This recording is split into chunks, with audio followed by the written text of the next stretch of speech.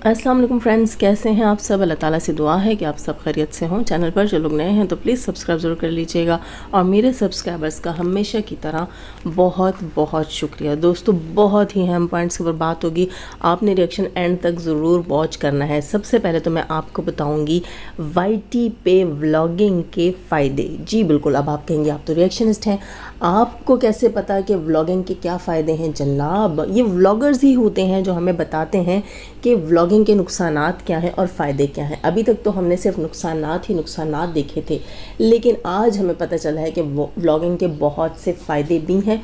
वो आपको फ्यूचर की प्रेडिक्शंस भी कर देता है। कैसे? जी जनाब, फटी आंखों वाली आज जो है, उन्होंने आज या कल रात में आई थिंक रिएक्शन दिया था। अब सुनने मत चले जाइएगा, उसके रिएक्शन में जो कुछ था यहाँ मैं बता दूंगी, वो सुन लीजिएगा।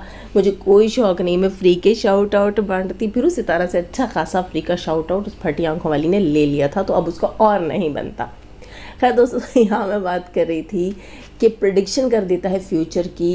चैनल आपका, अगर आप व्लॉगिंग का चैनल है तो आप फ्यूचर की प्रेडिक्शन कर देते हैं। जैसे कि फरीहा के लिए फ्यूचर की प्रेडिक्शन हुई है।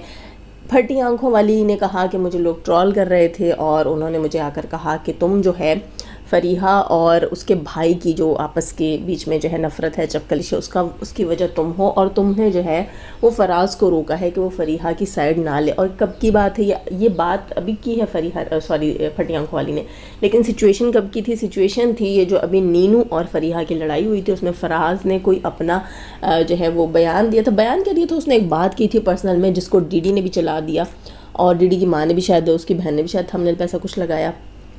खैर, तो यहाँ जो है बहुत सारी बातें खुली हैं फटी आंखों वाली की इस चैट से, वो मैं आपको बताऊंगी। फटी आंखों वाली ने तो साफ साफ कहा है कि भाई मेरा कोई लेना देना नहीं है, ब्ला ब्ला ब्ला, लेकिन उसकी चैट में जो पॉइंट्स मैंने निकाले हैं यहाँ मैं आपके साथ वो डिस्कस करूँगी।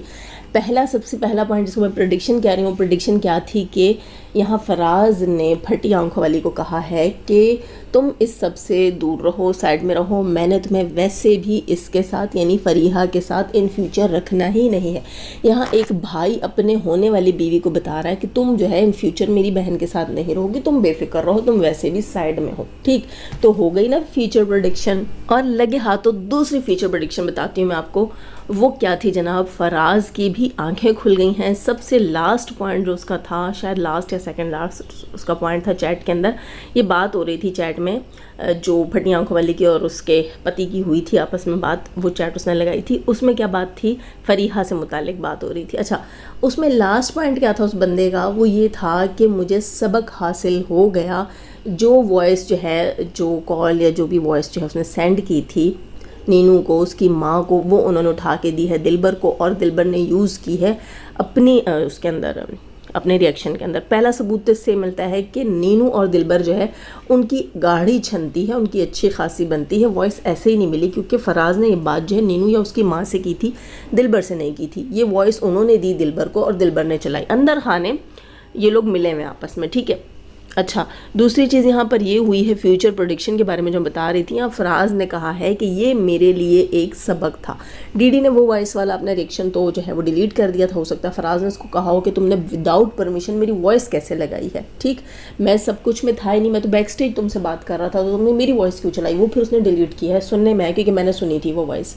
अच्छा, अब मैंने बाद में सुना है कि वो डिलीट हो गई है। वो अपना रिएक्शन ही उसने डिलीट कर दिया डीडी ने। तो यहाँ मेरे कहने का मकसद था, इससे दो चीज़ें पता चलती हैं। उस वॉइस से तो ये पता चलता है कि डीडी अपनी माँ और बहन से मिला हुआ है। दूसरी चीज़ ये यहाँ पर पता चलती है कि इस बंदे ने अपनी चैट में फटी आंखों वाली को कहा, फराज ने, कि भाई इन फ्यूचर मुझे सबक हासिल हो गया है कि जब मैंने किसी मामले में घुसना ही नहीं है तो मैंने पर्सनल में भी उसके बारे में बात ही नहीं करनी। वरना वो पूरी बात में यही इंसिस्ट कर रहा था पूरी चैट में कि फरीहा की गलती है, फरीहा ने पब्लिकली क्यों अलीना के बारे में ऐसी बात की थी, अगर वो लोग आए थे तो उन्होंने ठीक किया। अच्छा, उसके बाद दो पॉइंट्स यहाँ मैं दूंगी आपको, आपने याद रखने। पहला पॉइंट ये है कि यहाँ फटी आंखों वाली कहती है कि हर इंसान का रिएक्ट करने का अपना तरीक़ा होता है, ये भी आप याद रखिएगा, इस पर बात कर रही हूँ। और दूसरा पॉइंट ये है कि ये मोहतरमा कहती है कि नीनू और फरीहा का आपस का मामला है, मैं बीच में से आउट हूँ, मेरा कोई लेना देना नहीं है। यहाँ मैं आकर ये नहीं कहूँगी कि इन दोनों में से कौन ठीक है और कौन गलत। तो पहले इस पॉइंट पे बात कर लेते हैं। मोहतरमा कहती क्या सबर, ये चीज़ जो है ज़रा गौर से सुनने वाली, क्योंकि उसने तो चैट लगा दी ना, उसने पढ़कर तो नहीं बताई, वो खुद अपने मुंह से तो नहीं बोल रही, लेकिन आप सुनिएगा ज़रूर यहाँ पर, ठीक है, जिसमें वो कह रही है कि मैं इस मामले से आउट हूँ, मेरा कोई लेना देना नहीं है फरीहा और नीनू के मामले में कि कौन सही है कौन गलत। लेकिन चैट में वो क्या कर रही है, तो उसको सोचना चाहिए था भाई, अब ये नीनू के लिए कह रही है, तो उसको सोचना चाहिए था भाई, शुरुआत उसने की थी ना, अब भुगते चुप करके, कीड़े भी उसे काट रहे थे। यानी कि स्टार्ट भी नीनू ने किया और अब कीड़े भी उसको काट रहे हैं, यानी पंगे भी वो ले रही है। और साथ में एंड में जाकर क्या कहती है मोहतरमा कि मेरा कोई लेना देना नहीं है इन दोनों की लड़ाई में, मैं यहाँ आकर नहीं कहूँगी कि सही कौन है और गलत कौन है। और साथ ही अपनी चैट लगा दी, इसमें लिख रही है कि नीनू को कीड़े काट रहे हैं और शुरुआत भी नीनू ने की है, यानी कि नीनू के ही खिलाफ थी। और कोई मुझे, अक्सर लोग मुझे कहते हैं आप प्यार से इसको नीनू कहती हैं, जी नहीं, मैं इसको प्यार से नीनू नहीं कहती, मैं सिर्फ एक नाम को ज़्यादा बिगाड़ नहीं रही। कुछ लोग मुझे कहते हैं नागिन, नागिन इसका नाम है, जैसे आज भी काफ़ी लोग एंजॉय कर रहे थे, मुझे भी अच्छी लगी जो है वो नौशीन सिस्टर की लाइव, माशाल्लाह हमारी घूम रही हैं। और बंदर पॉइंट पे अगर इत्तेफाक देखें, किस्मत देखें, ये वहाँ पर आपको बंदर बंदरियाँ हैं, उनके बच्चे दिखा रहे थे, प्यारे प्यारे क्यूट क्यूट बच्चे, और नौशीन के अपने बच्चे भी माशाल्लाह माशाल्लाह, अल्लाह नज़र बद से बचाए, तो इतने प्यारे प्यारे वो वहाँ पर बंदर दिखा रही। साथ किस्मत देखो कि कोई नागिन भी ले आया और वो सांप वाला अपना पटारा खोल के बीन बजा के इसको नागिन डांस भी दिखाता रहा। वो कह रही है कि मेरा कोई कसूर नहीं, आप खुद देख लो, इनकी जोड़ी यहाँ खुद बन गई है, वहाँ बंदर और यहाँ नागिन। खैर मैं नहीं कहती किसी को, इसलिए नहीं कहती, ये अवाम ने नाम रखे हैं, ना नौशीन ने रखे हैं, ना मैंने रखे हैं, ना किसी और ने रखे हैं, ये नाम ये पब्लिक ने रखे हैं। और मज़हब में, हमारे मज़हब में, इस्लाम में गुनाह होता है किसी को गलत नाम से पुकारना ना, तो इसलिए मैं उसको शॉर्ट नेम एक नीनू टाइप का रख लेती हूँ, ताकि आपको ये पता चले कि मैं बात किसकी कर रही हूँ। वरना नागिन कहना मुझे पर्सनली पसंद नहीं है। हाँ, उसमें खसलतें वैसी ही पाई जाती हैं, यही कुछ किया उसने अभी तक। आपने जो नाम दिया है, ऑडियंस ने, पब्लिक ने जो नाम दिया, वो ज़रा सा भी गलत नहीं है, इससे मैं इनकार नहीं करूँगी। खैर, तो बात हो रही थी कि पब्लिक में कह रही है कि मैं यहाँ पर ना नीनू की साइड ले रही हूँ ना फरीहा की साइड ले रही हूँ, लेकिन चैट में इसने नीनू की औकात बता दी। अच्छा, जो पहला पॉइंट मैंने बताया था कि भाई 2 पॉइंट आप याद रखिएगा, वो क्या था, इसने कहा था हर इंसान का रिएक्ट करने का अलग तरीका होता है, ठीक है। अच्छा, फिर आगे चलकर मोहतरमा कहती हैं कि वाईटी के ऊपर भाइयों ने बहनों को और बड़ों ने छोटों को आकर जलील किया है। सोशल मीडिया के ऊपर ये चीज़ मैंने देखी है कि भाइयों ने जो है सोशल मीडिया पे बहनों को जलील कर रखा है, और बड़े जो हैं वो कभी भी आकर छोटों को जलील कर देते हैं, ठीक। ये किस सेंस में कह रही थी, अब आप कहेंगे पॉइंट्स कैसे मिल रहे हैं। देखें, ये कहती है कि भाई बहनों को जलील कर रहे हैं, इसका इशारा यहाँ डीडी की तरफ है, और दूसरा इशारा इसका जो है, खैर ये तो फराज ने किया है, डीडी जो है वो नीनू को जलील नहीं करता, बस वो एवं ही दुनिया के सामने थोड़ा सा दिखाता है कि मैं बड़ा उससे खफा हूँ। बाकी जो फराज ने बहन को जलील किया है वो तो पब्लिक ने देखा है। यहाँ हम बात करते हैं साजिद की। जी, पिछले अरसे में साजिद और सितारा की इसके साथ जो चपकलिश स्टार्ट हुई थी, रीज़न यही थी, ठीक है, रीज़न यही थी।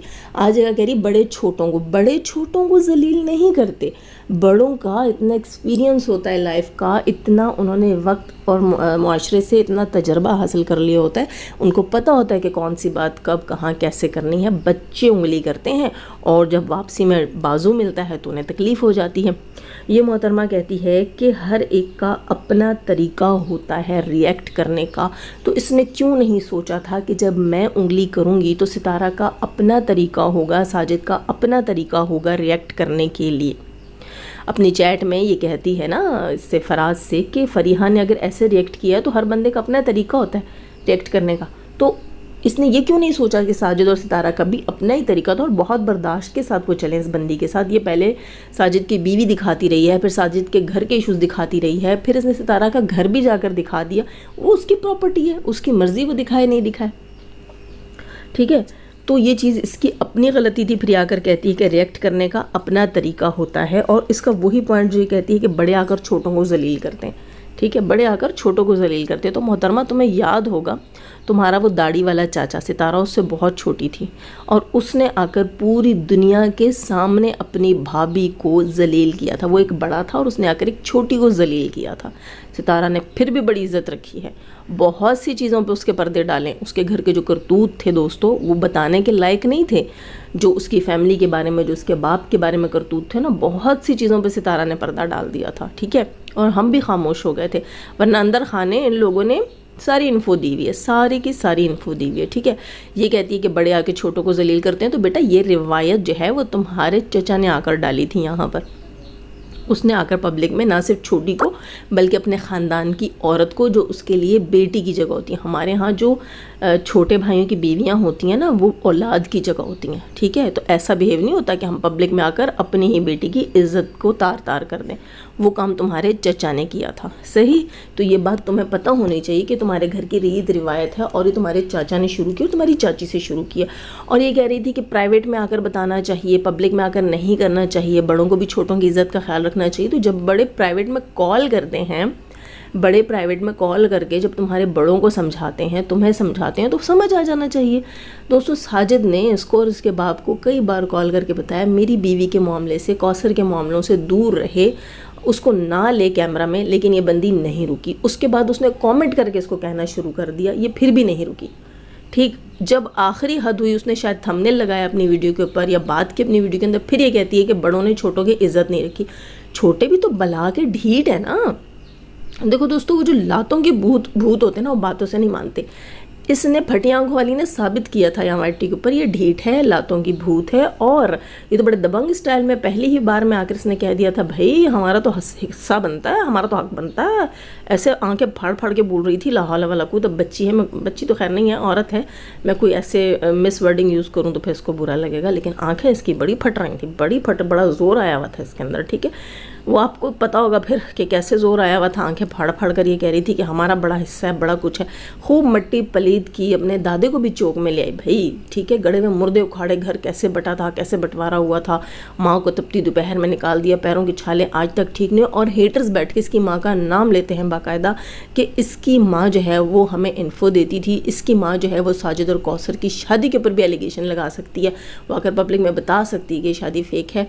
बहुत सारी चीज़ें इनके घर से होती रहीं। और ये आकर क्या कहती है कि बड़े यहाँ पर छोटों को जलील करते हैं। देखो, जो छोटे इज्जत के काबिल होते हैं ना, वो इज़्ज़त डिज़र्व करते हैं। जो तुम्हारी तरह फटी आंखों वाले होते हैं ना, जिनके दीदों का पानी मर गया होता है, दीदों का पानी मरने से मुराद दोस्तों शर्म हया ख़त्म हो जाना, ठीक है। तो यहाँ शर्म हया इस बंदी में ख़त्म हुई थी, तो मजबूरन साजिद भाई को आकर पब्लिक में इसकी इज़्ज़त अफजाई करनी पड़ी और इसने खुद करवाई। उन्होंने तो आकर एक दो बार बात की, वो भी तंग आकर, जब ये हेटर्स की लाइव्स में बैठ के बाकायदा उसकी बीवी को डिस्कस करती थी। और ऐसे डिस्कस करती थी जैसे साजिद का नहीं, शाहिद का निकाह हुआ हुआ उसके साथ, और ये हक रखते हैं इस चीज़ का कि आकर उनकी प्रॉपर्टी है और ये आकर उसको पब्लिक में डिस्कस करें। ऐसे आकर ये बात करती थी। तो खैर दोस्तों, इसने अपनी सारी चैट जो दिखाई, उससे पता चल गया कि नीनू को जो कीड़े काटते हैं, ठीक है, नीनू खुद हर चीज़ की ज़िम्मेदार है, उसकी औकात इसने बता दी है। भले से मुंह पर आकर कहे कि भाई मैं इन दोनों के बीच में नहीं हूँ, सही है। साथ के साथ इसने ये भी बता दिया है कि डीडी जो है उसने सबक सिखा दिया है इसको, फराज को, और डीडी ने फराज की कक इज़्ज़त नहीं रखी, ठीक है। डीडी ने अपने दांत दिखा दिए फराज को। बहुत सारी चीज़ें इस चैट में खुली हैं जो कि मैंने आपको पूरे रिएक्शन में बताई हैं। रिएक्शन यकीनन आपको अच्छा लगा होगा, लाइक कीजिएगा, नए हैं तो सब्सक्राइब कीजिएगा। जाने से पहले हमेशा की तरह दुआ, अल्लाह ताला हमें आसानियाँ अता फरमाए, आसानियाँ बांटने की तौफीक अता फरमाए, और शैतान से मर्दों और औरतों से रखे हमें, हमारे चैनल, हमारे पैनल, हमारी फैमिली, हमारी कंट्री को महफूज। आमीन सुम्मा आमीन। अपना बहुत सारा ख्याल रखिएगा, दुआ में याद रखिएगा। अल्लाह हाफिज़।